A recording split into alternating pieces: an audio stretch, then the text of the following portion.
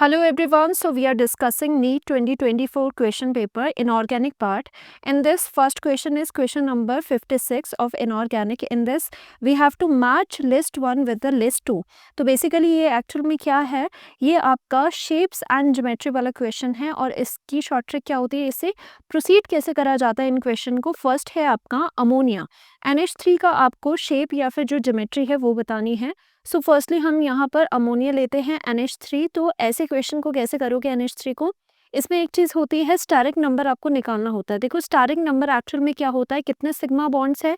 Sigma bonds क्या होते हैं, जितने एटम्स अटैच्ड है उतने सिग्मा बॉन्ड्स होते हैं, प्लस और क्या आता है इसमें, plus number of loan pair. तो आपको यहाँ पर स्टेरिक नंबर निकालना होता है.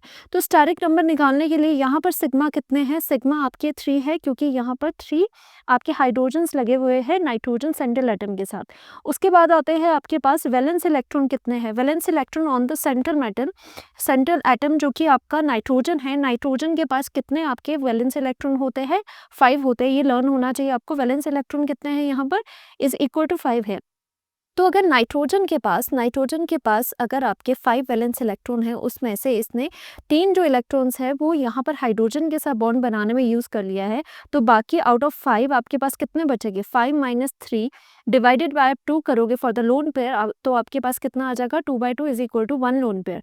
तो आप यहाँ पर लिख सकते हो for the lone pair. Lone pair यहाँ पर कैसे आते हैं, इज इक्वल टू, पहले हम वैलेंस इलेक्ट्रॉन देखते हैं सेंट्रल एटम पर. तो वो कितना है, 5 है, माइनस कितने एटम अटैच्ड है, 3 है. डिवाइड करोगे हम इसको divided by 2 for the lone pair, क्योंकि पेयर 2 में होता है तो डिवाइड 2 करना है आपने. इज इक्वल टू आपके पास कितना आ रहा है, 1 लोन पेयर आ रहा है. तो हमें यहाँ पे कैलकुलेट हो चुका है, लोन पेयर 1 है और आपके सिग्मा जो आपके नंबर ऑफ सिग्मा बॉन्ड्स है वो 3 है. तो स्टेरिक नंबर आपका कितना निकल जाएगा, according to this steric number is equal to कितना, सिग्मा बॉन्ड्स कितने हैं, 3 प्लस लोन पेयर आपका 1 है, इज इक्वल टू 4. और आपको पता होगा 4 स्टेरिक नंबर किसके साथ, कौन सी हाइब्रिडाइजेशन के साथ एसोसिएटेड है, sp3. और उसमें कैसी आपकी शेप बनेगी, पहले टेट्राहेड्रल. ओके, तो टेट्राहेड्रल में क्या होता है, नाइट्रोजन ऐसे, बाकी हाइड्रोजन यहाँ पर, और एक लोन पेयर आपका यहाँ पर आ जाएगा. बट आपको यहाँ पर शेप एंड ज्योमेट्री में ये पूछा गया है, तो हम यहाँ पर इन लोन पेयर को कंसीडर नहीं करेंगे. ओके, लोन पेयर को अगर कंसीडर नहीं करोगे तो कौन सी shape, without this lone pair कौन सी शेप बन रही है, ट्राइगोनल पिरामिडल बन रही है. तो इट्स शेप इज, इसकी शेप कितनी हुई, ट्राइगोनल. इसे क्या कहते हैं, ट्राइगोनल पिरामिडल. पिरामिडल इसे कहेंगे, ट्राइगोनल पिरामिडल, या फिर सिंपली पिरामिडल भी कह सकते हैं. तो फर्स्ट के साथ आपका ए के साथ कौन सा ऑप्शन आ रहा है, यहाँ पर देखो ए के साथ 1 ही ऑप्शन आ रहा है आपका, तो यहाँ पर 1 ऑप्शन है. सो आपका सेकंड वाला पार्ट है, सेकंड पार्ट है आपका BrF3 F5 है आपका. तो इसमें यहाँ पर देखते हैं कि इसमें सिग्मा कितने हैं, सिग्मा जो बॉन्ड्स बना रहे हैं फ्लोरीन इसके साथ वो 5 है. And valence electron on the central atom कितना है, bromine is the central atom, जो कि कम इन नंबर होता है, वो आपका सेंट्रल एटम होता है. ब्रोमीन हलोजेंस के वैलेंस इलेक्ट्रॉन कितने होते हैं, 7 इलेक्ट्रॉन. एंड लोन पर कितना निकलेगा यहाँ से, ब्रोमीन जो सेंट्रल एटम है उसके पास अगर 7 इलेक्ट्रॉन्स है ब्रोमीन के पास, और बाकी आपके जो 5 है यहाँ पर वो फ्लोरीन के साथ ये बॉन्ड बनाने में यूज़ हो रहा है. तो ब्रोमीन के जो 7 इलेक्ट्रॉन है उसमें से 5 इलेक्ट्रॉन तो यहाँ यूज़ हो गए, कितना बचा यहाँ पे, 1 लोन पेयर बचेगा. वैसे भी आप लोन पेयर कैसे निकालते हो कि वैलेंस इलेक्ट्रॉन कितने हैं, 7 माइनस सिग्मा बॉन्ड्स कितने हैं, 5 डिवाइडेड बाय 2, क्योंकि आप लोन पेयर निकाल रहे हो. सो यहाँ पर लोन पेयर आपके पास कितना आ जाएगा, lone pair is equal to 1. Okay, lone pair आपका यहाँ पर 1 आ जाएगा. तो लोन पेयर 1 है और आपके पास सिग्मा आपके पास 5 है. तो स्टेरिक नंबर यहाँ पर कितना निकलेगा, steric number is equal to 5 plus 1 is equal to 6. 6 के लिए स्टेरिक नंबर जब भी 6 आता है तो आपकी sp3d2 हाइब्रिडाइजेशन होती है. एंड यहाँ पर sp3d2 हाइब्रिडाइजेशन होती है, तो ये भी आपसे कई बार पूछ सकते हैं हाइब्रिडाइजेशन के बारे में भी. तो अगर 6 यहाँ पर होता है तो हम ऑक्टाहेड्रल आपकी ज्योमेट्री बनाएंगे, ब्रोमीन यहाँ पर रखेंगे, ऑक्टाहेड्रल में 1 2 3 4 एंड यहाँ पर 5, ये सारे फ्लोरीन लग चुके हैं इन ऑक्टाहेड्रल मैनर, क्योंकि स्टेरिक नंबर ऑक्टाहेड्रल आ रहा है. बस एक जो लोन पेयर है वो आपको यहाँ पर लगाना है. तो ये वाली कौन सी ज्योमेट्री हुई, ये वाली आपकी हुई ट्राइगोनल पिरामिडल, स्क्वायर पिरामिडल. तो ये क्या हो गई, स्क्वायर पिरामिडल. तो यहाँ पर आप कह सकते हो कि BF5 के साथ आपका स्क्वायर पिरामिडल आ रहा है, तो दैट मीन्स यहाँ पर fourth option is the correct option, right. तो नेक्स्ट करते हैं थर्ड वाले पार्ट में हम क्या देखते हैं। फॉर द थर्ड पार्ट आपका जीनन और F फ्लोरीन के 4 आपके एटम्स हैं। तो सेंट्रल जो आपका यहाँ पर जीनन है वो उसके वैलेंस इलेक्ट्रॉन कितने हैं, ये आपकी नोबल गैसेस है और वैलेंस इलेक्ट्रॉन इनके 8 इलेक्ट्रॉन होते हैं। सिग्मा बॉन्ड्स कितने बना रहे हैं, फ्लोरीन 4 बना रहे हैं, तो लोन पेयर आपका कितना आ जाएगा, इज इक्वल टू 8 में से 4 अगर बॉन्ड्स बनाने में यूज होगी डिवाइडेड बाय 2। सो यहाँ पर आपके पास लोन पेयर कितने आ जाएंगे, लोन पेयर आपके पास 2 आ जाएंगे। तो स्टारिक नंबर इस केस में कितना निकलता है, स्टारिक नंबर इज इक्वल टू कि आपके कितने लोन पेयर हैं और कितने सिग्मा बॉन्ड्स हैं उनको प्लस किया जाता है, क्योंकि स्टैटिक नंबर यही है ना। ओके, तो यहाँ पर कितना हो जाएगा, 4 + 2 इज इक्वल टू 6। तो दैट मीन्स ये ऑक्टाहेड्रल ज्योमेट्री को फॉलो करेगा। तो हम ऑक्टाहेड्रल की तरह इसका सेटअप करेंगे। जीनन के साथ 4 आपके जो फ्लोरीन है वो इस तरह से लगाओगे और जो 2 लोन पेयर बच गए हैं उन्हें आप इस तरह से लगाओगे। तो यहाँ पर जो भी आपकी ये शेप वगैरह देखी जाती है तो विदाउट आपके लोन पेयर देखी जाती है। तो शेप कितनी आई है इसकी, स्क्वायर प्लेनर आई है। ये कौन सी है, square planar. So I am writing ये क्या है, स्क्वायर प्लेनर है, स्क्वायर प्लेनर। तो दैट मीन्स यहाँ पर जो आपका ऑप्शन होगा जीनन F4 के साथ आपका क्या होगा, स्क्वायर प्लेनर। स्क्वायर प्लेनर यानी कि आपका यहाँ पे सेकेंड ऑप्शन हो जाएगा। लास्ट में आता है आपका SF6। तो यहाँ पर फोर्थ में हम लिखते हैं योर SF6। तो यहाँ पर सिग्मा बॉन्ड्स कितने हैं, सिग्मा आपके 6 हैं और यहाँ पे valence electron on the sulphur कितना है, सल्फर ऑक्सीजन के नीचे आता है तो 6 ही इसमें हो गए। तो लोन पेयर कितना है, 6 ऑलरेडी सल्फर के पास थे, उन्होंने 6 के 6 ही सिग्मा बॉन्ड बना दिए डिवाइडेड बाय 2। तो कोई भी लोन पेयर नहीं है, 0 है। तो स्टैरिक नंबर कितना हो जाएगा आपका, यहाँ पर सिग्मा बॉन्ड्स आपके 6 है, लोन पेयर 0 है। So we are having steric number is equal to 6 + 0 is equal to 6। That means ये ऑक्टाहेड्रल को फॉलो करेगा।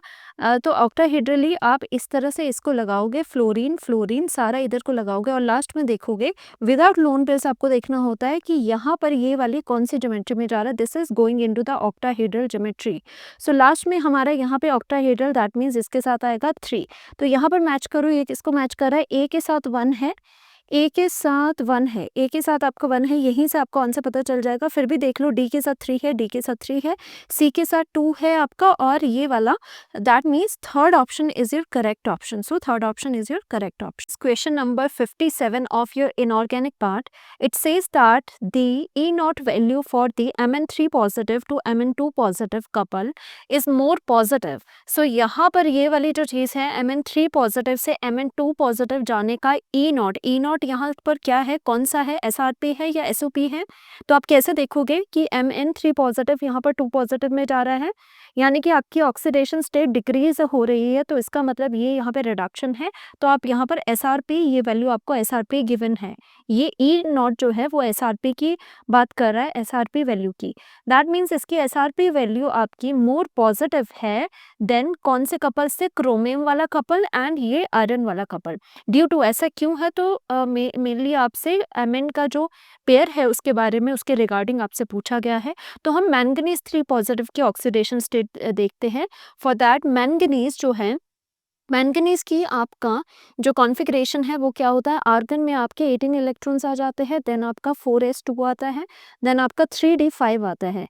ओके, सो नाउ यहाँ पर मैंगनीज अगर आप 2 पॉजिटिव देखें तो 2 पॉजिटिव क्या होगी, यहाँ पर आपके कॉन्फ़िगरेशन आर्गन सेम रहेगा, आर्गन 18 में रहेगा, 2 इलेक्ट्रॉन्स आपके यहाँ से चले जाएंगे, आपके पास यहाँ पर क्या रह जाएगा, 3d5 रह जाएगा। एंड मैंगनीज 3 पॉजिटिव में 3 इलेक्ट्रॉन्स ले जाने हैं, तो आर्गन एज सच रहेगा 18 इलेक्ट्रॉन्स एंड यहाँ से एक और इलेक्ट्रॉन आप लूज करोगे, 3d4 हो जाएगा। That means manganese 2 positive has 3d5 configuration and manganese 3 positive has 3d4 configuration. So that means जब यहाँ से यहाँ जाने को बताया गया है E0 वैल्यू की पॉजिटिव है, तो पॉजिटिव का क्या मतलब है कि वो जो ट्रांजिशन है वो बहुत स्मूथली हो रहा है। मैंगनीज 3 पॉजिटिव से मैंगनीज 2 पॉजिटिव जाना, उसमें जो आपकी E0 वैल्यू है अगर वो पॉजिटिव बताई गई है, तो दैट मीन्स यहाँ से यहाँ जाना इज़ वेरी मच फिजिबल, क्योंकि E0 आपका यहाँ पे पॉजिटिव होता है, वो स्पॉन्टेनिटी को बताता है, स्पॉन्टेनियस रिएक्शन को बताता है। दैट मीन्स जितना ज़्यादा E0 की वैल्यू पॉजिटिव होगी उतना ज़्यादा जो आपको गिवन प्रोसेस है वो उतना ज़्यादा फिजिबल होगा। तो यहाँ पर लिख लेते हैं मैंगनीज जो 3 पॉजिटिव है वो कितना है, D4 कॉन्फ़िगरेशन में है, और मैंगनीज 2 पॉजिटिव है वो D5 कॉन्फ़िगरेशन में है। And D5 you know very well कि ये क्या होती है, हाफ फिल्ड कॉन्फ़िगरेशन होती है जो कि कैसे होती है, जो कि आपकी स्टेबल होती है। तो स्टेबिलिटी की ओर तो जाना चाहेगा, तो ये वाला जो प्रोसेस है वो फिजिबल है, वेरी मच फिजिबल है। दैट्स वाई ई नॉट बहुत ही ज़्यादा पॉजिटिव आएगा आपके पास, बिकॉज D4 से आप कम स्टेबल चीज़ से आप ज़्यादा स्टेबल चीज़ की तरफ जाना चाहते हो। दैट्स वाई इस पेयर का जो ई नॉट वैल्यू है वो बहुत ही ज़्यादा आता है। तो आंसर आपका क्या होगा कि जब वो D4 से D5 में जाएगा, so the answer is first is the correct option. D4 से D5 कॉन्फ़िगरेशन जाने की वजह से ये आपका ज़्यादा पॉजिटिव वैल्यू देगा। Question number 61 of inorganic, it says that spin only magnetic moment that is mu is same for which of the following ions. सबसे पहले आपको ये आयंस की कॉन्फ़िगरेशन निकालनी है। फर्स्टली हम बेसिकली जो टाइटेनियम होता है उसकी कॉन्फ़िगरेशन लिखते हैं। इन क्वेश्चंस के लिए आपको कॉन्फ़िगरेशंस आनी चाहिए।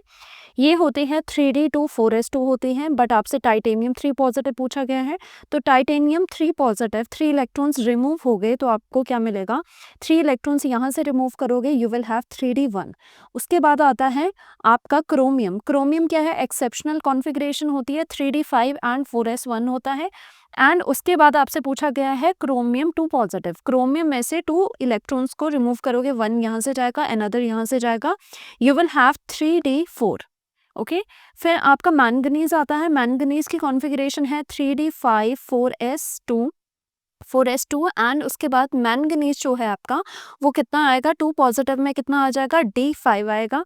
उसी तरह से आपका आयरन जो होता है वो उसके कॉन्फ़िगरेशन है 3D6 4s2 एंड आयरन का 2 पॉजिटिव पूछा गया है, तो 2 इलेक्ट्रॉन्स रिमूव हो गए, you will have D6 configuration. Scandium जो होता है वो होता है 3D1 and 4s2। Scandium 3 positive जो है उसमें से 3 इलेक्ट्रॉन्स निकालोगे, यू विल हैव D0। अब यहाँ पर क्या पूछा गया है, it is about the spin only magnetic movement. Spin only magnetic movement में सबसे पहले आप नंबर ऑफ अनपेयर्ड इलेक्ट्रॉन्स देखते हो, ठीक है, क्योंकि जो फॉर्मूला इसका होता है वो क्या होता है, n × n+2। तो यहाँ पे नंबर ऑफ अनपेयर्ड इलेक्ट्रॉन्स है, नंबर ऑफ अनपेयर्ड इलेक्ट्रॉन्स अगर जितना ज़्यादा होगे उतना ही ज़्यादा ये म्यू होगा स्पिन ओनली। तो यहाँ पर D1 में कितना है, अगर आप D1 में तो नंबर ऑफ अनपेयर्ड इलेक्ट्रॉन 1 ही पता है, क्योंकि अगर आप d ऑर्बिटल्स में इसको 1 इलेक्ट्रॉन को डालो तो अनपेयर्ड इलेक्ट्रॉन 1 आ रहा है। D4 में कितना आता है, D4 में भी आपके डाल के देख लो 1 2 3 एंड 4, तो आपके 4 ही आते हैं।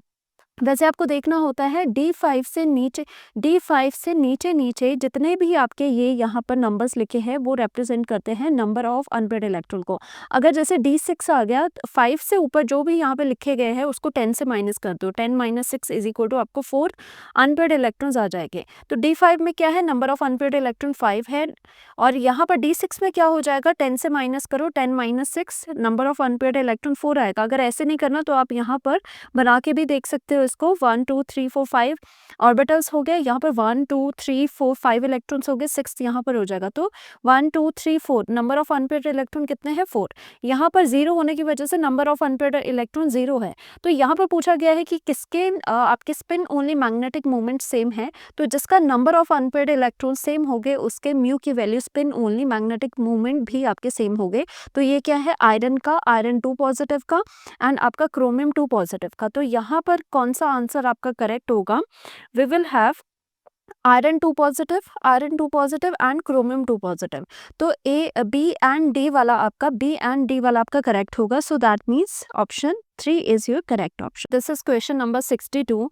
This states that arrange the following elements in increasing order of electronegativity. Nitrogen, oxygen, fluorine, carbon, silicon आपको गिवन है। बहुत ही इजी क्वेश्चन है, वैसे भी आपको पता है मोस्ट इलेक्ट्रोनेगेटिव एलिमेंट क्या होता है, फ्लोरीन होता है। ये सीरीज वैसे याद कर लो इस तरह से, फोनकल आप इस तरह से याद कर सकते हो। सबसे ज़्यादा ये इलेक्ट्रोनेगेटिविटी इसकी होती है।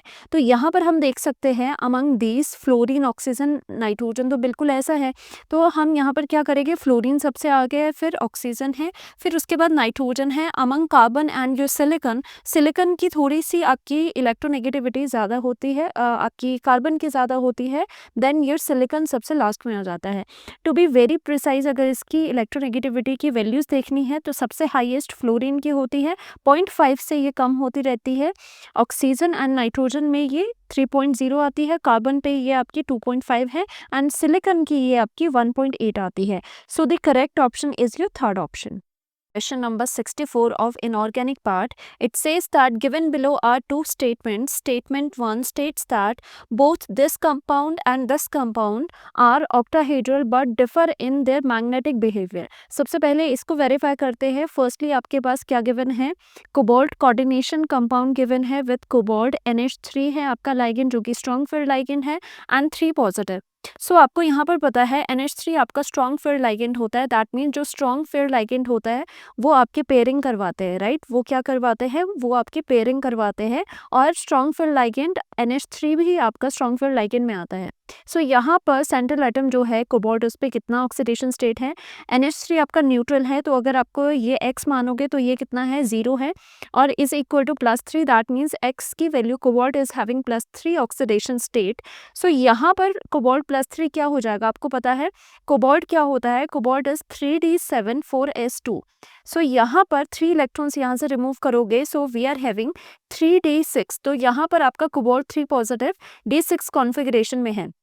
नाउ ये वेरीफाई करना है, ये कहा गया है कि ये ऑक्टाहेड्रल है एंड ये आपका मैग्नेटिक जो बिहेवियर है दोनों के डिफरेंट है और ये दोनों आपके कैसे है, ऑक्टाहेड्रल है। तो पहले इसको यहाँ पर ऑक्टाहेड्रल कंसीडर करके देखते हैं कि क्या मैग्नेटिक बिहेवियर इनके डिफरेंट है या सेम है। तो यहाँ पर हम देखेंगे ऑक्टाहेड्रल में सभी को पता है, ऑक्टाहेड्रल में क्या होता है, स्प्लिटिंग होती है। ऑक्टाहेड्रल स्प्लिटिंग कैसी होती है, T2G नीचे आता है, ओके T2G आपका नीचे आता है और EG आपका ऊपर आता है। This is your T2G and ये आपका EG हो गया। तो यहाँ पर D6 कैसे यहाँ पर आपका फिलअप होगा, being NH3 being strong ligand, ये पेयरिंग करवाएगा। तो पेयरिंग आपकी कैसे होगी यहाँ पर कि फर्स्टली जो इलेक्ट्रॉन्स होंगे वो कहाँ फिल होंगे, लोअर लेवल पे 1 2 3 एंड बाकी की भी अब 2 पॉसिबिलिटी थी, या तो ये ऊपर जाते इलेक्ट्रॉन या ये नीचे ही जाएगा, बट NH3 इसमें स्ट्रॉन्ग फिल लाइगेंड है तो पेयरिंग आपकी नीचे ही होगी because of the strong field ligand. So यहाँ पर पेयरिंग हुई 3 हो गए, यहाँ पर 4 5 एंड 6, ये D6 आपने इस तरह से फिल करा, तो दैट मीन्स यहाँ पर आपका क्या है, ऑल पेयर्ड है, ऑल पेयर्ड है, उसकी वजह से क्या हो जाएगा, ये डायमैग्नेटिक इन नेचर हो जाएगा। ये क्या है, मैग्नेटिक इन नेचर। ओके, तो डायमैग्नेटिक हमें पता चल गया यहाँ से। अब नेक्स्ट देखते हैं, नेक्स्ट है आपका जो कंपाउंड है, दिस इज योर COF6 और यहाँ पर क्या है आपका, यहाँ पर 3 नेगेटिव है। तो इसमें आप अगर ऑक्सीडेशन स्टेट निकालो, यहाँ कितनी होगी, x माइनस, और फ्लोराइड नेगेटिव होता है, -6 is equal to -3, x is equal to यहाँ पर भी +3 है। तो कोबाल्ट अगेन यहाँ पर कौन सी स्टेज में है, कोबाल्ट +3 है जो कि आपकी D6 होती है, 3d6। बट यहाँ पर जो फ्लोरीन है, फ्लोरीन कैसे है, आपके वीक फील्ड लाइगेंड्स है, वीक लाइगेंड्स होते हैं, और जो वीक लाइगेंड्स होते हैं वो क्या होते हैं, पेयरिंग नहीं करवाते, नो पेयरिंग, वो कभी भी आपकी पेयरिंग नहीं करवाएगी ऑफ इलेक्ट्रॉन्स की, राइट। तो अगर पेयरिंग नहीं करवा रहे हैं तो क्या होगा, अगर हम इसको यहाँ पे ऑक्टाहेड्रल ही कंसीडर करके T2G एंड EG में स्प्लिट करें, this is your T2G and this is your EG, तो आपका यहाँ क्या हो जाएगा कि इलेक्ट्रॉन्स 1 2 3 इलेक्ट्रॉन्स तो यहाँ पर फिल हो गए आउट ऑफ D6, 3 इलेक्ट्रॉन्स यहाँ पर हो गए बट पेयरिंग नहीं होगी, इसी वजह से अनदर जो इलेक्ट्रॉन है वो ऊपर जाएगा, 4th 5 एंड फिर 6 नीचे आएगा। तो इसको देखते हुए नंबर ऑफ अनपेयर्ड इलेक्ट्रॉन्स कितने हैं आपके पास, यहाँ पर 4 है। सो फर्स्ट स्टेटमेंट जो बोली गई है कि दोनों ऑक्टाहेड्रल है but differ in magnetic behaviour, yes ये दोनों आपके ऑक्टाहेड्रल है बट ये मैग्नेटिक बिहेवियर इनका बिल्कुल डिफरेंट है, क्योंकि एक के पास नंबर ऑफ अनपेयर्ड इलेक्ट्रॉन 4 है और दूसरे के पास नंबर ऑफ अनपेयर्ड इलेक्ट्रॉन 0 है, और आपकी जो मैग्नेटिक प्रॉपर्टी है वो इन्हीं पे डिपेंड करती है, क्योंकि स्पिन ओनली मैग्नेटिक मोमेंट की वैल्यू यहाँ 0 आ जाएगी, यहाँ पर आपके स्पिन ओनली मैग्नेटिक मोमेंट की वैल्यू 4.89 समथिंग के बराबर आएगी। तो यानी कि इसका मतलब है कि yes this statement is true, ये ट्रू स्टेटमेंट है क्योंकि आपके पास ये दोनों की ही डिफरेंट मैग्नेटिक बिहेवियर्स है। सो नेक्स्ट करते हैं स्टेटमेंट 2 में क्या कहा गया है, फर्स्ट कंपाउंड इज डायमैग्नेटिक, जो हमने बता दिया था, yes this is diamagnetic, and where is another compound is your paramagnetic. तो पैरामैग्नेटिक है या नहीं ये compound, yes it is having 4 unpaired electrons, unpaired electrons है तो इसका मतलब ये क्या है, ये आपका पैरा मैग्नेटिक है। तो both of the statements are true, first and second आपकी जो स्टेटमेंट्स है वो दोनों आपकी ट्रू है। तो आपका करेक्ट ऑप्शन क्या हो जाएगा, C is the correct option, that both statement 1 and statement 2 are true. Question number 65, it states that here are two statements. According to statement 1, the boiling point of hydrides of group 16 element follow the order this one. So ये order आपका boiling point का given है, इसको verify करना है क्या ये सही है या नहीं है। ग्रुप 16 की बात करी गई है, that means of oxygen family. तो ऑक्सीजन के नीचे क्या आता है, ऑक्सीजन, सल्फर, सिलीनियम, टेल्यूरियम। अब इसके हाइड्राइड्स यानी कि H, तो ये H2O, H2S, H2SE और आपका H2TE के बारे में बात करी गई है अबाउट द बॉइलिंग पॉइंट। तो बॉइलिंग पॉइंट क्या होता है, वैसे डायरेक्टली प्रोपोर्शनल होता है इंटरमोलिकुलर फोर्स के, कि जितनी ज़्यादा स्ट्रॉन्ग इंटरमोलिकुलर फोर्स है उतना ज़्यादा बॉइलिंग पॉइंट होता है। अब यहाँ पर हम देखते हैं कि जो H2O के मॉलिक्यूल्स होते हैं, दो H2O के मॉलिक्यूल्स के बीच में आपकी क्या होती है, हाइड्रोजन बॉन्डिंग होती है। सभी को पता है हाइड्रोजन बॉन्डिंग क्या होती है, स्ट्रॉन्ग बॉन्डिंग होती है। सो इसकी वजह से बॉइलिंग पॉइंट जहाँ जहाँ हाइड्रोजन बॉन्डिंग होता है वहाँ वहाँ बॉइलिंग पॉइंट ज़्यादा हो जाता है। तो यहाँ पर हम लिखते हैं, यहाँ पर आपकी हाइड्रोजन बॉन्डिंग होती ही है, बट बाकी केसेस में क्या होता है, हाइड्रोजन बॉन्डिंग नहीं होती है। तो इन केसेस में जिनमें हाइड्रोजन बॉन्डिंग नहीं होती है और बॉइलिंग पॉइंट और किस पर डिपेंड करता है, directly proportional to the molar mass. जितना ज़्यादा मास होता है उतना ही ज़्यादा बॉइलिंग पॉइंट भी होता है। तो आपको पता है मास क्या होता है, मास इंक्रीज करता है डाउन द ग्रुप। तो टेल्यूरियम का मास सबसे ज़्यादा है, तो दैट मीन्स टेल्यूरियम के हाइड्राइड का बॉइलिंग पॉइंट भी सबसे ज़्यादा होना चाहिए। तो यहाँ पर क्या है, वैसे होना क्या चाहिए था कि इसका मास के अकॉर्डिंग हम देखते तो ऐसा इंक्रीज करना था, ओके। बट यहाँ पर एक्सेप्शन आता है कि वाटर का जो आपका बॉइलिंग पॉइंट है एक्सेप्शनली हाई हो जाता है, इस प्लेस पे आ जाता है because of the hydrogen bonding. तो आपको क्या लिखना है, फर्स्ट नंबर पर क्या आएगा, फर्स्ट नंबर मिलेगा आपको वाटर को, ठीक है। उसके बाद सेकंड नंबर पे क्या आएगा, ड्यू टू द मास, सबसे ज़्यादा मास टेल्यूरियम का, सेकंड नंबर, थर्ड नंबर इसको मिलेगा, फिर फोर्थ ऐसा जाएगा। सो यहाँ पर वाटर सबसे ज़्यादा है, फिर आपका टेल्यूरियम है due to the mass, high mass, और H2SE है, फिर उसके बाद आपका H2S है। This is the correct option. तो यहाँ पर ये वाली चीज़ जो लिखी गई है दैट इज़ एब्सोल्युटली करेक्ट। और स्टेटमेंट 2 में क्या है, on the basis of molar mass water is expected to have lower boiling point. अगर मास को कंसिडर करते तो इसका लोएस्ट आना चाहिए था, okay, other than other members से इसका लोअर आना चाहिए था of the group. But due to presence of extensive hydrogen bonding in water it has high boiling point because of the extensive hydrogen bonding. Yes it is true, क्योंकि यही एक reason है जिसकी वजह से वाटर का हाई बॉइलिंग पॉइंट आया है अपने ग्रुप के एलिमेंट से ज़्यादा। तो यहाँ पर this is also true, this is also true. तो आपका करेक्ट ऑप्शन क्या होने वाला है, option C is the correct option, both statement 1 and 2 are true. So question number 53 states that intramolecular hydrogen bonding is present in. देखो intramolecular hydrogen bonding क्या होती है, intra means within the molecule. So यहाँ पर जो options हैं उसमें से हमें कौन सा देखना है, ortho, this is very important. Ortho nitrophenol जो होता है, क्योंकि ऑर्थो पोजिशंस क्या होती है, बहुत ज़्यादा नियर होती है, तो इसमें हाइड्रोजन बॉन्डिंग अगर हुई तो पॉसिबिलिटी इसमें होती है। तो सबसे पहले ऑर्थो वाले कंपाउंड को हम हमेशा चेक करते हैं, पैरा एंड मेटा को नहीं चेक करते, ऑर्थो वाला जो होगा उसको चेक करेंगे। सो यहाँ पर ऑर्थो नाइट्रोफिनोल ये है। तो यहाँ पर हम कैसे चेक करते हैं कि इसमें हाइड्रोजन बॉन्डिंग हो रही है या नहीं हो रही है। आपको पता है हाइड्रोजन बॉन्डिंग होने के लिए क्या चीज़ें होती हैं, अगर दो मॉलिक्यूल्स में या दो जगह पे हाइड्रोजन बॉन्डिंग, ये हाइड्रोजन बॉन्डिंग अगर है तो कब ये हाइड्रोजन बॉन्डिंग कहलाएगी, अगर एक मॉलिक्यूल के पास आपका हाईली इलेक्ट्रोनेगेटिव एटम्स है, जैसे कि फ्लोरीन या फिर ऑक्सीजन या फिर नाइट्रोजन होना चाहिए, और दूसरे मॉलिक्यूल्स के पास एक ऐसा हाइड्रोजन होना चाहिए, हाइड्रोजन हमेशा होना चाहिए जो कि डायरेक्टली या तो अटैच्ड हो ऑक्सीजन से, या अटैच्ड हो फ्लोरीन से, या फिर अटैच्ड हो आपके नाइट्रोजन से। तो ऐसा हाइड्रोजन ज़रूर होना चाहिए, तभी आपकी हाइड्रोजन बॉन्डिंग होती है।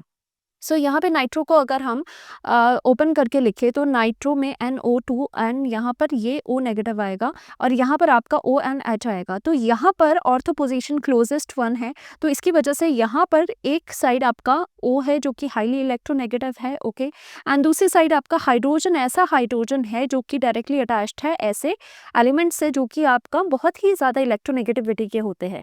सो येस, इसमें क्या हो जाएगा, इन दोनों के बीच में हमारी क्या हो जाएगी, हाइड्रोजन बॉन्डिंग पॉसिबल है। यहाँ पर जो ये हाइड्रोजन बॉन्डिंग है इसको क्या बोलते हैं, इसको कहते हैं intramolecular hydrogen bonding. So yes, this is your intramolecular hydrogen bonding. So option 3 is your correct option. Question number 70. According to this question, here is list 1 and list 2. List 1 में आपके पास ये molecules हैं and list 2 में उसमें number of sigma bonds या फिर number of pi bonds आपको match करने हैं. So firstly जो easy है वो हम करते हैं. इथेन क्या होता है? CH3 and single bond CH3. तो इसमें कितने bonds है? 1 bond है, वो भी आपका sigma रहता है. तो आपके पास जो A का ऑप्शन है वो किसके साथ मैच करना चाहिए? Only 1 sigma bond. तो यहाँ पर आपका this is only 1 sigma bond, तो ए के साथ आपका थर्ड ऑप्शन जा रहा है. तो बी क्या है? आपका इथीन है. इथीन क्या होता है? CH2 double bond CH2.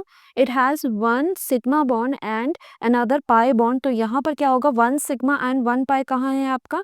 ये आपका ये वाला ऑप्शन है. तो यहाँ पर आपका फोर्थ लिखा जाएगा. इसको अभी देखते हैं कार्बन मॉलिक्यूल को. इथाइन को देखते हैं. इथाइन क्या होता है?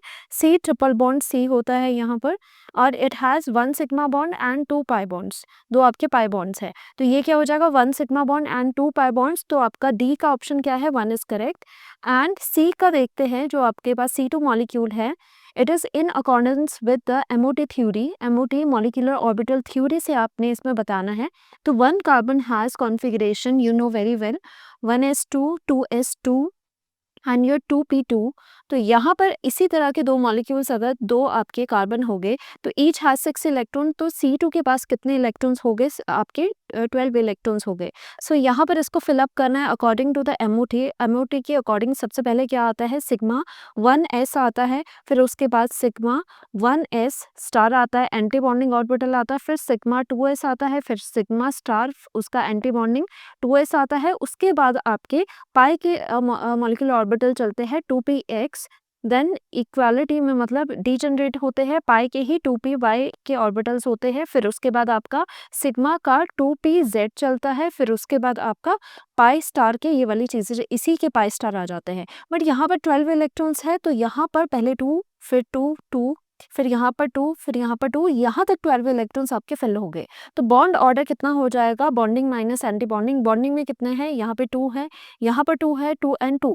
तो यहाँ पे बॉन्डिंग में कितने हो जाएंगे? 8 हो जाएंगे. माइनस एंटी बॉन्डिंग में कितना है? एंटी बॉन्डिंग में आपके 4 है, divided by 2 and you have bond order equals to 2. That means ये इंडिकेट करता है इसमें 2 बॉन्ड्स है. अब वो बॉन्ड कौन से हो गए कैसे पता चलेगा? कि यहाँ पर जो ये वाला सेट है बॉन्डिंग एंड एंटी बॉन्डिंग का सिग्मा 1s का, ये आपस में कैंसिल आउट करेगा विद ईच अदर. तो नेक्स्ट आपका जो 2s का है बॉन्डिंग एंड एंटी बॉन्डिंग, ये भी आपस में आपका ये कैंसिल आउट कर देगा. तो इनसे आपके बॉन्ड की फॉर्मेशन नहीं होने वाली, क्योंकि ये आपस में बॉन्डिंग एंड एंटी बॉन्डिंग आपस में कैंसिल आउट कर रहे हैं. जो फाइनल इफेक्ट आएगा that is because of the pi. और पाई के यहाँ पे अगर ये मॉलिक्यूलर ऑर्बिटल यूज हो रहे हैं in the formation of bond formation, तो यहाँ पर जो बॉन्ड होगा वो क्या होगा? वो भी आपका पाई ही होगा. तो दैट मीन्स जहाँ पर ये आपके बॉन्ड ऑर्डर 2 इंडिकेट कर रहा है, तो that means it is forming pi and pi bonds. 2 पाई आपके यहाँ पे बॉन्ड्स बना रहा है. तो दैट मीन्स आप हमेशा वैसे लर्न करोगे C2 has only 2 pi bonds. 2 आपके यहाँ पर पाई बॉन्ड्स ही बनते हैं इसके अकॉर्डिंग टू द MOT. सो यहाँ पर क्या हो जाएगा? C2 has 2 pi bonds. तो C का ऑप्शन क्या है? आपका सेकेंड वाला ऑप्शन है. तो आप यहाँ पर देखोगे आपका C का सेकेंड कहाँ है? C में सेकेंड आपका यहाँ पर भी है, यहाँ पर भी है, फिर आपका D भी सेम है. फिर A में देखो क्या है? A में आपका थर्ड है. तो that means according to this second option is your correct option. तो यहाँ पर सेकेंड ऑप्शन आपका correct option. Question number 71. It says that among group 16 elements which one does not show -2 oxidation state. So first of all you should know about group 16 elements. So group 16 elements are oxygen, sulfur, selenium, tellurium and then polonium.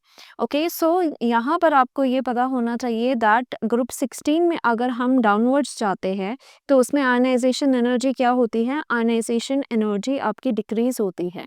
Okay. अगर हम down the group जाओगे ionization energy decrease होगी, क्योंकि आपके 1 electron को abstract करना बहुत ही ज़्यादा ईजी हो जाता है बिकॉज साइज इंक्रीज होता है. और आपको साथ ही साथ ये भी पता है कि डाउन द ग्रुप जाने से आपका मेटालिक करेक्टर आता है. मेटालिक करेक्टर आता है. ओके. मेटालिक करेक्टर ज़्यादा आता है डाउन द ग्रुप. तो अगर आप यहाँ पर ये बता रहे हो कि डाउन द ग्रुप जाने पे मेटालिक करेक्टर ज़्यादा आ रहा है बिकॉज आयनाइजेशन आपकी डिक्रीज होती है और मेटालिक करेक्टर आपके क्या आता है? ज़्यादा आता है. तो यानी कि इलेक्ट्रॉन को देने की कैपेसिटी ज़्यादा होगी ना कि लेने की. ओके. इसी वजह से यहाँ पर डाउन द ग्रुप जो -2 ऑक्सीडेशन स्टेट है वो बहुत ही कम देखी जाएगी। ऐसा क्यों? -2 का मतलब क्या होता है कि कोई एलिमेंट -2 यानी कि 2 इलेक्ट्रॉन्स गेन करे, 2 इलेक्ट्रॉन्स गेन करे। -2 का मतलब ये होता है कि वो 2 इलेक्ट्रॉन्स को गेन करेगा। बट अगर वो मेटालिक करैक्टर शो कर रहा है, जैसे सोडियम है, तो सोडियम कहाँ पर जाना पसंद करता है? सोडियम पॉजिटिव में जाना पसंद करता है, यानी कि इलेक्ट्रॉन्स वो लिबरेट करते हैं, ना कि एक्सेप्ट करते हैं। तो वैसे ही on going down the group metallic character increases, so -2 oxidation state की प्रोबेबिलिटी डिक्रीज हो जाती है। तो सबसे नीचे क्या है? पोलोनियम है। दैट्स व्हाई -2 ऑक्सीडेशन स्टेट होने की पॉसिबिलिटी किसकी कम है या फिर बिल्कुल ही नील है कि नहीं शो करता, वो है आपका पोलोनियम, बिकॉज ये बिल्कुल ही बॉटम ऑफ द ग्रुप आ रहा है। So polonium is your correct. Question number 80।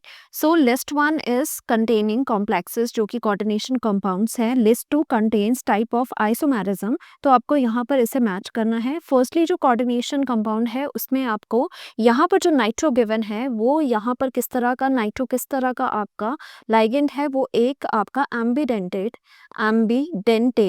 Ligand है, जो कि जिसकी मोड ऑफ अटैचमेंट अलग अलग हो सकती है। NO2 यानी कि नाइट्रोजन से भी वो अटैच हो सकता है, या फिर ONO से ऑक्सीजन से भी वो अटैच हो सकता है। इस तरह से ये आइसोमेरिज्म शो करता है, और इस तरह की आइसोमेरिज्म को लिंकेज आइसोमेरिज्म कहा जाता है। सो विथ फर्स्ट आपका ए ऑप्शन के साथ सेकेंड ऑप्शन आपका मैच करेगा। सो नेक्स्ट आते हैं आपका ये वाला कोऑर्डिनेशन कंपाउंड। इसमें सल्फेट है एंड आपका ब्रोमीन है, तो ये आपस में यहाँ पर एक्सचेंज होकर ये एक अलग से आइसोमर बनाएगा, जिसे क्या कहते हैं? इस तरह के आइसोमर को जो एक्सचेंज से बनते हैं उसे कहा जाता है आयनाइजेशन आइसोमेरिज्म। तो यहाँ पर third option is the correct option. So next आता है, जब भी आपके दो कोऑर्डिनेशन स्फीयर्स जहाँ पर भी दिखे तो वो इंडिकेशन होती है कि इससे आपका कोऑर्डिनेशन आइसोमर्स आ सकते हैं। तो यहाँ पर ये fourth option is your correct option यहाँ पर इसके लिए। तो लास्ट में आप देख पा रहे हो कि क्या है? अंदर वाटर है, बाहर आपके दूसरे लाइगेंड्स है, आयंस है, जो कि एक्सचेंज हो सकते हैं वाटर के साथ। ओके, अगर ऐसा वाटर एक्सचेंज कर रहा है काउंटर आयंस के साथ, तो वो क्या कहलाता है? या तो उसे हाइड्रेट हाइड्रेट आइसोमर कहा जाता है, आइसोमर कहा जाता है, या फिर आइसोमेरिज्म कहा जाता है, या फिर उससे सॉल्वेट भी कहा जाता है। सॉल्वेट, क्योंकि यहाँ पर सॉल्वेट क्या है? यहाँ पे सॉल्वेट वाटर है, तो वाटर की वजह से इसे डायरेक्ट आप हाइड्रेट कहोगे। सॉल्वेट अगर नहीं कहना तो हाइड्रेट भी कह सकते हो, सॉल्वेट भी आएगा। तो दैट मीन्स यहाँ पर वाटर का exchange with the counter ion lead us to the solvate isomerism. तो यहाँ पर डी का ऑप्शन आपका फर्स्ट हो जाएगा। तो यहाँ पर हम देखते हैं कौन सा ऑप्शन आपका मैच कर रहा है। डी के साथ सेकंड है, डी के साथ सेकंड है, एंड बी के साथ आपका कौन सा? बी के साथ थर्ड है, तो बी के साथ थर्ड है। That means third option is your correct option. तो यहाँ पर थर्ड ऑप्शन आपका करेक्ट ऑप्शन है। Question number 82। Arrange the following elements in increasing order of first ionization energy. आपको फर्स्ट आयनाइजेशन एनर्जी पूछी गई है अमंग दीज एलिमेंट्स, जो कि lithium, beryllium, boron, carbon and nitrogen है। तो आपको पता होगा lithium, beryllium, boron, carbon and nitrogen में अगर आपको आयनाइजेशन एनर्जी देखनी है तो एक्सपेक्टेड क्या था? एक्सपेक्टेड ये था कि अगर आप लेफ्ट टू राइट जा रहे हो तो आपकी यहाँ पर जो आयनाइजेशन एनर्जी है वो इस तरह से इंक्रीज होनी चाहिए थी, इस तरह से एक्सपेक्टेड था। बट क्या होता है? सिर्फ आपका बोरोन एंड जो बेरिलियम में है उसमें आपका स्विच आ जाता है। दैट मीन्स बोरोन की जो आयनाइजेशन एनर्जी है वो कम हो जाती है, एंड बेरिलियम की आयनाइजेशन एनर्जी आपकी ज़्यादा हो जाती है। अब ऐसा क्यों है इसे समझते हैं। बाकी का तो आपका सेम रहेगा, जैसे आयनाइजेशन एनर्जी जो फर्स्ट की बात है that will keeps on increasing, बाकी सबके लिए बोरोन एंड बेरिलियम के लिए डिफरेंट चीज़ आएगी, उसको स्टडी करते हैं। सो यहाँ पर अगर हम बेरिलियम की बात करें एंड बोरोन की बात करें, about the electronic configuration it has 1s2 and 2s2। तो यहाँ पर क्या हो जाती है? It has 1s2 and 2s2, और एक 2p1 में चला जाता है इलेक्ट्रॉन। तो यहाँ पर अगर आप देख रहे हो ये फुली फिल्ड कॉन्फ़िगरेशन है। So this is your stable configuration, we can call it as stable configuration. Okay, ये स्टेबल कॉन्फ़िगरेशन है, बट ये उतनी स्टेबल कॉन्फ़िगरेशन नहीं है। इससे क्या हो जाएगा? इससे आप इजीली यहाँ से 2p1 से इजीली इलेक्ट्रॉन को आप लूज़ करवा सकते हो। सो दैट्स वाई जो आयनाइजेशन एनर्जी है कि energy required to take out one electron okay from the outermost shell, वो क्या हो जाती है? वो यहाँ पर कम देनी पड़ेगी, क्योंकि ईजी है यहाँ पर easy electron removal. Electron removal जो है इसका वो बहुत ज़्यादा ईजी है, क्योंकि यहाँ पर ये आपके कोई स्टेबल कॉन्फ़िगरेशन उतनी नहीं है, यहाँ पे 2p1 है, बट ये स्टेबल कॉन्फ़िगरेशन होने की वजह से यहाँ पर जो आयनाइज़ेशन एनर्जी है, इलेक्ट्रॉन्स ईज़िली रिमूव नहीं होंगे, तो आयनाइज़ेशन एनर्जी जो फर्स्ट वाले इलेक्ट्रॉन को टेक आउट करने के लिए वुड बी वेरी हाई, क्योंकि यहाँ पर स्टेबल कॉन्फ़िगरेशन है। दैट्स व्हाई हमेशा हम कहेंगे जो बेरिलियम है, it has high ionisation energy than the boron, बाकी सबका सेम रहेगा।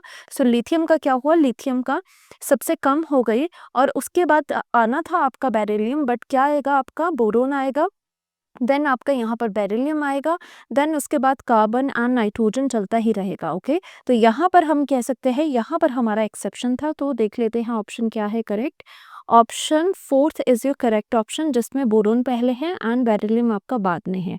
Question number 90, given below are two statements. Statement 1 says that this coordination compound is a homoleptic complex, whereas this coordination compound is a heteroleptic complex. So firstly, you should have knowledge about homoleptic and heteroleptic complexes. So homoleptic complexes क्या होते हैं? Complex वो complex होते हैं which has only one kind or one type of ligands. एक ही तरह के ligands आपके होने चाहिए। एंड हेट्रो में क्या होता है, हेट्रोलेप्टिक में होते हैं डिफरेंट काइंड ऑफ, यहाँ पर जो लाइगेंड्स हो गए these are different ligands should be there, तो हम इसे क्या कह सकते हैं, हेट्रोलेप्टिक कह सकते हैं।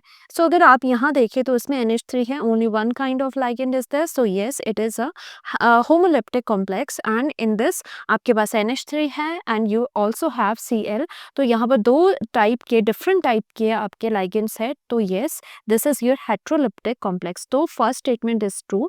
सेकेंड स्टेटमेंट है this complex has only one kind of ligand, yes this is very true. NH3 ही है, एक ही काइंड ऑफ लाइगेंड है, बट आपका जो ये कॉम्प्लेक्स है it has more than one kind of ligand, तो ये भी आपका सही है। So that means statement 1 and statement 2 are correct, so third option is the correct option. Question number 92, according to this question identify the correct answer. आपके पास options ये है, first option is your dipole moment of NF3 is greater than NH3. So firstly we will draw NF3 कि कैसा होता है NF3, and अगर आप NH3 को draw करें तो NF3 and NH3 के स्ट्रक्चर बिल्कुल सिमिलर होते हैं, sp3 हाइब्रिडाइजेशन होती है, नाइट्रोजन पर लोन पेयर होता है, एंड यहाँ पर आपके फ्लोरीन के जो एटम्स है वो यहाँ पर अटैच्ड होते हैं इस तरह से, एंड NH3 में भी सेम होता है, लोन पेयर होता है, हाइड्रोजन एंड हाइड्रोजन, इस तरह से आपके 3 बॉन्ड्स इस तरह लगेंगे। तो यहाँ पर क्या हो जाता है कि इलेक्ट्रोनेगेटिविटी की वजह से जो आपका वेक्टर है वो यहाँ पर क्या हो जाएगा, fluorine is more electronegative than nitrogen, तो उसकी वजह से जो आपके इलेक्ट्रॉन्स है वो इसकी तरफ आएंगे, तो जो वेक्टर है, जो डायपोल आपका वेक्टर है वो भी इसी तरफ आएगा। ओके, एंड यहाँ पर कहाँ जाएगा, यहाँ पर आपका जो लोन पेयर का होता है वो इस तरह से जाता है। तो यहाँ पर देख लो कि आपका यहाँ पर क्या हो रहा है कि जो आपके वेक्टर्स है वो क्या है, वो ऑपोजिट साइड पे जा रहे हैं, कुछ ना कुछ जो वेक्टर्स है वो आपस में ऑपोजिट डायरेक्शन में है, तो इस वजह से ये आपके कुछ वेक्टर्स नलिफाई हो जाएंगे, कुछ वेक्टर्स आपस में कैंसिल आउट हो जाएंगे। दैट्स वाई आपके पास जो नेट डायपोल मोमेंट आएगा वो कैसा आएगा, वो आपके पास थोड़ा सा कम आएगा, इसमें कम आएगा आपके पास। NH3 में क्या हो जाएगा, अगर आप वेक्टर्स देखें तो यहाँ पर ये वेक्टर है, nitrogen is more electronegative than hydrogen, तो यहाँ पर इसकी तरफ आपके वेक्टर्स इसकी तरफ एरो आएंगे, यहाँ पर आएगा एरो एंड आपका यहाँ पर एरो आएगा। तो अगर आप यहाँ पर देखें तो ये सारे जो वेक्टर्स है ये किस डायरेक्शन में जा रहे हैं, all are in the same direction, तो इस वजह से ये क्या होगा, ये सम अप करेगा into a whole new vector, तो इस वजह से जो डायपोल मोमेंट है वो इसका क्या हो जाएगा, वो ज़्यादा हो जाएगा। तो इसी वजह से हम कहते हैं कि आपका NH3 का जो डायपोल मोमेंट है वो क्या होगा, NH3 का डायपोल मोमेंट ग्रेटर होगा देन द NF3, बट यहाँ पर आपका रिवर्स लिखा गया है कि यहाँ पर डायपोल मोमेंट NF3 का ग्रेटर बताया गया है, विच इज़ नॉट ट्रू, तो first option is not true. Second आपका आता है 3 canonical forms can be drawn for the carbonate CO3, 2 negative की कैनोनिकल फॉर्म्स कितनी बन सकती है, that means the resonating structures आपके कितने बन सकते हैं। तो अगर हम बनाए तो यहाँ पर C डबल बॉन्ड O आ जाएगा, यहाँ पर ऑक्सीजन नेगेटिव, तो इसके कैनोनिकल स्ट्रक्चर्स का मतलब है रेजोनेटिंग स्ट्रक्चर कितने बन सकते हैं। अब यहाँ पर आप डबल बॉन्ड O को कितनी पॉसिबिलिटी है रीराइट करने की, या तो आप यहाँ पर लगा सकते हो या फिर आप यहाँ पर लगा सकते हो, तो टर्न बाइज टर्न अगर आप बनाओ तो यहाँ पर आप ऑक्सीजन नेगेटिव दोगे, यहाँ पर डबल बॉन्ड O एक जगह यहाँ पर लगाओगे, और फिर आप यहाँ पर क्या लगाओगे, ऑक्सीजन नेगेटिव, यहाँ पर भी ऑक्सीजन नेगेटिव और डबल बॉन्ड O यहाँ पर लगा दो एंड यहाँ पर ऑक्सीजन नेगेटिव आएगा। इससे ज़्यादा आपके कैनोनिकल फॉर्म्स नहीं बन सकती। So yes, this statement is true because it has 3 canonical forms. तो आपकी ये जो ऑप्शन है ये करेक्ट होगा वैसे, तो ये तो ट्रू है ही, बाकी भी चीज़ें चेक कर लेते हैं। तो 3 resonating structures can be drawn for the ozone. Ozone is here O3। Ozone में चेक कर लेते हैं, तो यहाँ पर जो O3 होता है, ओजोन का स्ट्रक्चर कैसे होता है, ऑक्सीजन डबल बॉन्ड O, एक साइड डबल बॉन्ड है और ऑक्सीजन दूसरी साइड है, और यहाँ पर नेगेटिव है, यहाँ पर पॉजिटिव है। तो यहाँ पर इसके कितने रेजोनेटिंग स्ट्रक्चर हो सकते हैं, कितनी पॉसिबिलिटी हो सकती है। डबल बॉन्ड O इधर है अभी, दूसरे केस में डबल बॉन्ड O इधर लगा दे कि हम, इससे ज़्यादा तो पॉसिबिलिटी नहीं हो सकती ना। तो यहाँ पर we can only have 2 maximum 2 canonical structures. So this statement is also incorrect. तो ये वाली आपकी इनकरेक्ट है। एंड नेक्स्ट वाला सबसे लास्ट वाली स्टेटमेंट क्या है, BF3 has non zero dipole moment. देखो जो BF3 होता है उसकी आपकी जो शेप होती है वो ट्रायगोनल प्लेनर होता है, ये सिमेट्रिकल मॉलिक्यूल होता है। और यहाँ पर क्या है, इसका डायपोल मोमेंट 0 आता है क्योंकि ये सिमेट्रिकल होता है। इसके जो भी आपके यहाँ पर वेक्टर्स है वो कैंसिल आउट हो जाता है। तो इसका हमेशा डायपोल मोमेंट 0 होता है क्योंकि सिमेट्रिकल मॉलिक्यूल्स भी है। तो इसी वजह से this fourth statement is not correct because this is suggesting that it has non zero dipole moment, but actually इसका म्यूजिकल टू 0 होता है, डायपोल मोमेंट 0 होता है, तो ये भी इनकरेक्ट है। So that means our correct statement is your second, और सेकेंड ऑप्शन आपका करेक्ट ऑप्शन है। Question number 93. Given below are certain cations using inorganic qualitative analysis, arrange them in increasing group number from 0 to 6. So ये question कहाँ से है? This is from salt analysis. So क्या होता है, जैसे कि आपका copper 2 positive cation है या फिर और भी जो ये cations है ये आपके particular group में लाई करते हैं, इनके पर्टिकुलर ग्रुप नंबर होते हैं 0 टू जैसे 6 में आपको इसमें इंक्रीजिंग ग्रुप नंबर में यहाँ पर इस तरह से ऑर्डर बताना है। सो फर्स्टली इसको असाइन करता है, ये किस ग्रुप में आता है, ये लर्न होने चाहिए आपको, ये थर्ड ग्रुप में आता है।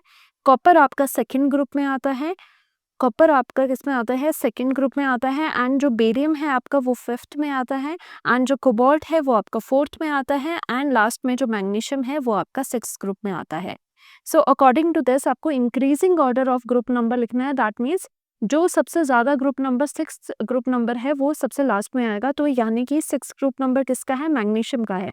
तो मैग्नीशियम 2 पॉजिटिव यानी कि किसका है, ई सबसे लास्ट में आना चाहिए। देखो ई कहाँ पर है, यहाँ नहीं है, यहाँ नहीं है, इन दोनों में ई है। तो इसमें से कि सबसे पहले कौन आ रहा है, सबसे लोएस्ट कौन सा है, सेकंड है। दैट मीन्स बी सबसे लोएस्ट है, तो बी है, दोनों में ही है। उसके बाद क्या है, उसके बाद आपका सेकंड लास्ट कौन सा है, यहाँ पर 6 आ गया, फिफ्थ आपका बेरियम है सी, तो यहाँ पर सी है आपका। That means third option is your correct option. So we are doing last question of inorganic chemistry.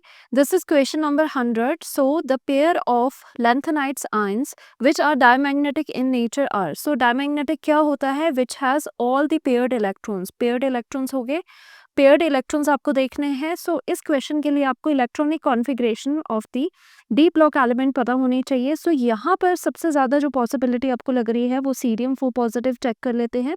So first of all आपके पास यहाँ पर सीरियम की कॉन्फ़िगरेशन क्या होती है, सीरियम में होता है आपका जीनन, एंड आपका 4f फील्ड होता है 4f1, एंड आपका 5d1, एंड आपका 6s2 होता है। तो अगर यहाँ पर सीरियम से 4 पॉजिटिव, दैट मीन्स 4 इलेक्ट्रॉन्स आप निकालोगे, 2 यहाँ से और 2 यहाँ से, सो आपके पास ऑल पेयर्ड का जीनॉन ही बचेगा जिसमें ऑल पेयर्ड इलेक्ट्रॉन्स हो गए। So yes, this is your diamagnetic, क्योंकि अगर इसमें पेयर्ड इलेक्ट्रॉन है सो दैट मीन्स हम कह सकते हैं दिस इज योर डायमैग्नेटिक हो जाएगा। सो इसका ऑप्शन आप यहाँ पर यटर्बियम भी चेक कर सकते हो। यहाँ पर जो यटर्बियम है YB में हम देखते हैं इसकी जो कॉन्फ़िगरेशन है वो कैसी होती है, जीनन, और यहाँ पर आपका 4f14 रहेगा, देन 6s2 रहता है। नाउ यहाँ पर कौन सा आयन पूछा गया, यटर्बियम का 2 पॉजिटिव, 2 इलेक्ट्रॉन्स को हमें रिमूव करना है। We are only left with 4f14 आपको पता है f में टोटल आपके पास मैक्सिमम 14 इलेक्ट्रॉन्स फिल हो सकते हैं। सो यहाँ पर क्या है, ये टोटली क्या है, अगर आप यहाँ पर इस तरह से देखें 3 4 5 6 7, तो यहाँ पर 1 2 3 4 5 6 एंड देन 7 8 9 10 11 12 13 14 ऑल पेयर्ड आएंगे आपके पास, all paired electrons are there, that's why हम कह सकते हैं ये कैसा है आपका, this is your diamagnetic in nature. तो दोनों ही डाईमैग्नेटिक है, so our correct option is option number 3, क्योंकि इसमें पेयर्ड है, इसमें तो आपके पास ऑल पेयर्ड है, जीनन ही बच गया, इसमें आपके पास, इसमें भी आपके पास जीनन बचेगा और all the electrons are paired, so hence option 3 is your correct option. Thank you so much.